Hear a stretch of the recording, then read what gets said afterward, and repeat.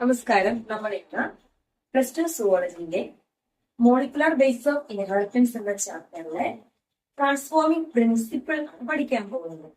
അതായത് നമ്മൾ കഴിഞ്ഞ ക്ലാസ്സുകളിൽ എന്താണ് ഒരു ജനറ്റിക് മെറ്റീരിയൽ എന്നുള്ളതും അതിന്റെ സ്ട്രക്ചറുകൾ എങ്ങനെയാണ് അതിനെ പാക്ക് ചെയ്തിരിക്കുന്നതെന്ന് കണ്ടെത്തി. 1988 ഫ്രെഡറിക് ഗ്രിഫിത്ത് എന്ന് പറയുന്ന ഒരു സയന്റിസ്റ്റ് ഇതിന്റെ എക്സ്പെരിമെന്റ് സ്ട്രെപ്റ്റോകോക്കസ് ന്യൂമോണിയ, ഇതൊരു ബാക്ടീരിയ ആണ്. ഇതുണ്ടാക്കുന്ന അസുഖം എന്ന് പറയുന്നത് ന്യൂമോണിയ ഫീവർ ആണ്. അപ്പൊ ന്യൂമോണിയക്ക് കാരണമായിട്ടുള്ള ബാക്ടീരിയയാണ് സ്ട്രെപ്റ്റോകോക്കസ് ന്യൂമോണിയ. ഈ സ്ട്രെപ്റ്റോകോക്കസ് ന്യൂമോണിയയിലാണ് ഫ്രെഡറിക് ഗ്രിഫിത്ത് തന്റെ എക്സ്പെരിമെന്റ് ചെയ്യുന്നത്. അദ്ദേഹം എക്സ്പെരിമെന്റ് ചെയ്യുന്ന സമയത്ത് രണ്ട് തരത്തിലുള്ള ബാക്ടീരിയൽ സെല്ലുകളെ അദ്ദേഹത്തിന് കണ്ടെത്താൻ കഴിഞ്ഞു. അതായത് ഒന്ന് എസ് സ്ട്രെയിനിൽ ഉള്ള ബാക്ടീരിയ എന്നും രണ്ടാമത്തെ അദ്ദേഹം ആർ സ്ട്രെയിനുള്ള ബാക്ടീരിയ എന്നും വിളിച്ചു. അപ്പൊ എന്താണ് എസ്, എന്താണ് ആർ എന്ന് നമുക്ക് നോക്കാം. സ്ട്രെപ്റ്റോകോക്കസ് ന്യൂമോണിയയുടെ ഔട്ടർ ലെയറിലായിട്ട് ഒരു പോളിസാക്രൈഡ് കോട്ട് ഫോം ചെയ്യുന്നതായിട്ട് കണ്ടെത്തി. അങ്ങനെ ഒരു പോളിസാക്രൈഡ് എന്ന് പറയുന്ന ഷുഗർ അല്ലെ, ആ ഒരു കോട്ട് ഫോം ചെയ്യുന്നതിന്റെ സർഫസ് ഒരു സ്മൂത്ത് ആയിട്ടുള്ളതായിരുന്നു. അപ്പൊ സ്മൂത്ത് സർഫസ് ആയിട്ടുള്ള സ്ട്രെപ്റ്റോകോക്കസ് ന്യൂമോണിയ ബാക്ടീരിയകളെ അദ്ദേഹം എസ് സ്ട്രെയിൻ എന്ന് വിളിച്ചു.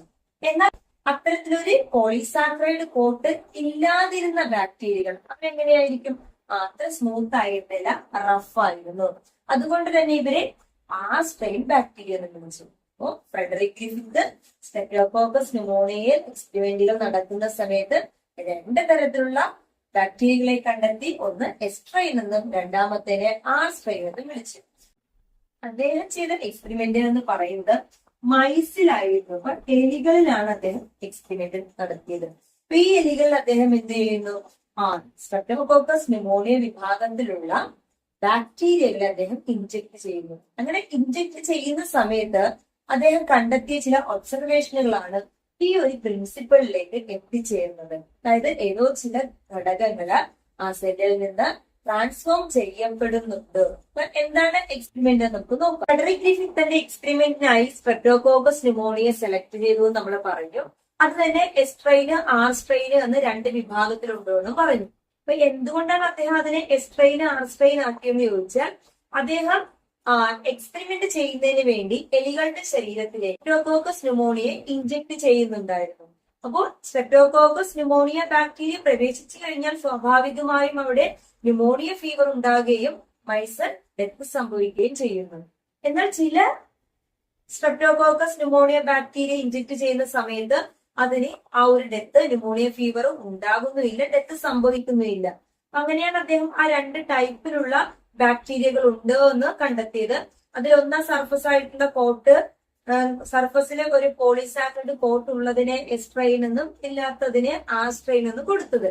ഈ രണ്ട് തരത്തിലുണ്ടാക്കിയ ബാക്ടീരിയകളെയും അദ്ദേഹം സെപ്പറേറ്റ്ലി ഇൻജെക്ട് ചെയ്ത് നോക്കും. അപ്പൊ ആദ്യം എസ് സ്ട്രെയിൻ ബാക്ടീരിയകളെ മൈസിന്റെ ശരീരത്തിലേക്ക് ഇൻജെക്ട് ചെയ്തു. അതിന്റെ റിസൾട്ട് എന്ന് പറഞ്ഞാൽ മൈസ് ഡൈ.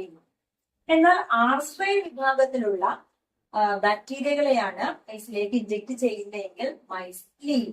അതായത് അവിടെ ഒരു ന്യൂമോണിയ ഫീവർ ഉണ്ടാകുന്നില്ല, അതുകൊണ്ട് തന്നെ ആ മൈസിന് അസുഖമാകുന്നില്ല. അദ്ദേഹത്തിന് മനസ്സിലായി അസുഖം ഉണ്ടാക്കുന്നതാണ് എസ് സ്ട്രെയിൻ, അതൊരു പാത്തോജൻ ആയിട്ടുള്ളതാണ്. അല്ലെങ്കിൽ അതുകൊണ്ട് തന്നെ എസ് സ്ട്രെയിൻ അദ്ദേഹം വിറുലന്റ് എന്നൊരു വേർഡ് കൊടുത്തു. വിറുലന്റ് മീൻസ് പാത്തോജൻ എന്നുള്ളത്. ഇനി എവിറുലന്റ് അല്ലെങ്കിൽ നോൺ വിറുലന്റ് എന്ന് പറഞ്ഞാൽ രോഗം ഉണ്ടാക്കാത്തത്, അത് ആർ സ്ട്രെയിൻ ആയിരുന്നു. അദ്ദേഹം തന്നെ എക്സ്പെരിമെന്റ് ചെയ്തുകൊണ്ടേയിരുന്നു. വീണ്ടും അദ്ദേഹം എസ് സ്ട്രെയിനെ ഹീറ്റ് കിൽഡ് ചെയ്യുന്നു. ഹീറ്റ് കിൽഡ് ചെയ്യുക എന്ന് പറഞ്ഞാൽ ആ സർഫസിലുള്ള മ്യൂക്കോ പോളിസാക്രൈഡ് എന്ന് പറയുന്ന കോട്ട് അത് മാത്രമാണ് നശിച്ചു പോകുന്നത്, ജീവിക്ക് മരണം സംഭവിക്കുന്നില്ല. അപ്പോൾ എസ് സ്ട്രെയിൻ ബാക്ടീരിയ അദ്ദേഹം ഹീറ്റ് കിൽഡ് ചെയ്യുന്നു. അങ്ങനെ ഹീറ്റ് കിൽഡ് ചെയ്തതിന് ശേഷം മൈസിന്റെ ശരീരത്തിലേക്ക് ഇൻജെക്ട് ചെയ്യുന്നു. അപ്പോ നമ്മൾ പറഞ്ഞു ഇവിടെ എസ് സ്ട്രെയിൻ ആണ് ഇൻജെക്ട് ചെയ്യുന്നതെങ്കിൽ മൈസ് ഡെത്ത് സംഭവിക്കണം. പക്ഷേ ഹീറ്റ് കിൽഡ് ചെയ്ത എസ് സ്ട്രെയിനെ ഇൻജെക്ട് ചെയ്തപ്പോൾ മൈസിന് ഡെത്ത് സംഭവിച്ചില്ല. മൈസ് ലീവ് നമ്മൾ പറയുന്നു. കാരണം അവിടെ അസുഖം ഉണ്ടാക്കുന്നില്ല, ആ പോളിസാക്രൈഡ് കോട്ട് മാത്രമാണ് നശിച്ചു പോയത്. ഓക്കെ, അടുത്ത അദ്ദേഹം എന്ത് ചെയ്യുന്നു? ഇതേ എസ് സ്ട്രെയിൻ ഹീറ്റ് കിൽഡ് ചെയ്യുന്നതിനോടൊപ്പം തന്നെ ആർ സ്ട്രെയിൻ ആയിട്ടുണ്ടായിരുന്ന അതിനെ ഹീറ്റ് ഒന്നും ചെയ്യുന്നില്ല, കാരണം അതിന് കോട്ടോ എന്ന് പറയുന്ന സ്ട്രക്ചർ എക്സ്റ്റേണൽ ആയിട്ട് ഇല്ലല്ലോ. അദ്ദേഹം എസ്ട്രെയിനെ ഹീറ്റ് ചെയ്യുന്നു, അതിനോടൊപ്പം ലൈവ് ആയിട്ടുള്ള ആർ സ്ട്രെയിനെ കൂടി മിക്സ് ചെയ്യുന്നു.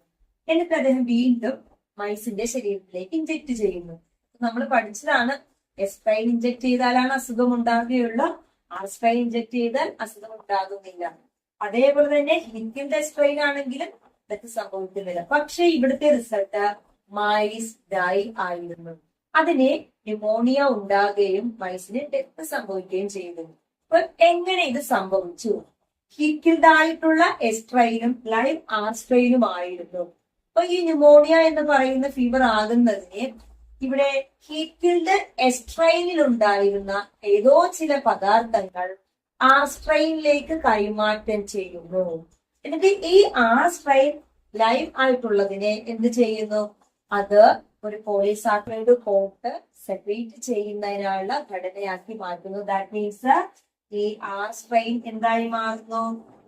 എസ് സ്ട്രെയിൻ ആയി മാറിയിരിക്കാം.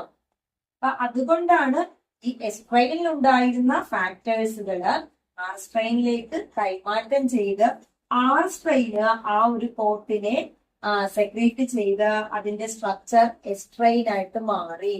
അതുകൊണ്ടാണ് ഇവിടെ മൈസിന് ന്യൂമോണിയ ഫീവർ ആകുകയും അതിന് ഡെത്ത് സംഭവിക്കുകയും ചെയ്തത്. ഇതിൽ നിന്ന് എന്ത് മനസ്സിലാക്കാം? ഹീറ്റ് ആയിട്ടുള്ള എസ്ട്രെയിനിൽ നിന്ന് ഏതോ ചില ഘടകങ്ങൾ ആർ സ്ട്രെയിനിലേക്ക് എത്തുകയും അത് ആർ സ്ട്രെയിനെ ആ ഒരു പോളിസാക്കറൈഡ് കോട്ട് ഉണ്ടാക്കുന്നതിനുള്ള കഴിവ് നൽകി. അങ്ങനെയുള്ള ബാക്ടീരിയ ഒരു ന്യൂമോണിയക്ക് കാരണമായ ബാക്ടീരിയ ആയിട്ട് മാറുന്നു. അത് മൈസിന് കാരണമായി. ഓക്കെ, അപ്പൊ ഈ എക്സ്പെരിമെന്റ് വെച്ചുകൊണ്ടാണ് അദ്ദേഹം ഒരു ട്രാൻസ്ഫോമിംഗ് പ്രിൻസിപ്പിൾ എന്ന് പറയുന്നത്, കൈമാറ്റം ചെയ്യപ്പെടുന്നുണ്ട്, ജീവികളുടെ ശരീരത്തിലെ പദാർത്ഥങ്ങൾ കൈമാറ്റം ചെയ്യപ്പെടുന്നുണ്ട് എന്ന് കണ്ടെത്തിയത്. ഈ ഒരു എക്സ്പെരിമെന്റിൽ നിന്ന് അദ്ദേഹം എത്തിച്ചേർന്ന പ്രിൻസിപ്പിൾ ആണ് ട്രാൻസ്ഫോമിംഗ് പ്രിൻസിപ്പിൾ. ഈ ട്രാൻസ്ഫോമിംഗ് പ്രിൻസിപ്പിൾ പ്രകാരം അദ്ദേഹം പറയുകയാണ്, ജീവികളുടെ സെല്ലുകളിൽ ചില കൈമാറ്റങ്ങൾ നടക്കപ്പെടുന്നുണ്ട്, എന്നാൽ അതിന്റെ ഘടന എന്താണ്, അതിന്റെ ബയോകെമിക്കൽ ആയിട്ടുള്ള നേച്ചർ എന്താണ് എന്ന് അദ്ദേഹത്തിന് മനസ്സിലായില്ല. ഒരു DNA ആണെന്നോ പ്രോട്ടീൻ ആണെന്നോ RNA ആണെന്നോ ഒന്നും അദ്ദേഹം പറഞ്ഞില്ല. എന്തോ ചില പദാർത്ഥങ്ങൾ ജീവികളിൽ എക്സ്ചേഞ്ച് ചെയ്യപ്പെടുന്നുണ്ട്. അപ്പോൾ ഇങ്ങനെ കൈമാറ്റം ചെയ്യപ്പെടുന്ന പദാർത്ഥങ്ങളെയാണ് നമ്മൾ ജനറ്റിക് മെറ്റീരിയൽ എന്ന് പറയുന്നത്. ഈ എക്സ്പെരിമെന്റ് ആണ് പിന്നീട് ജനറ്റിക് മെറ്റീരിയലുകളുടെ കണ്ടുപിടുത്തത്തിലേക്ക് നയിച്ചത്.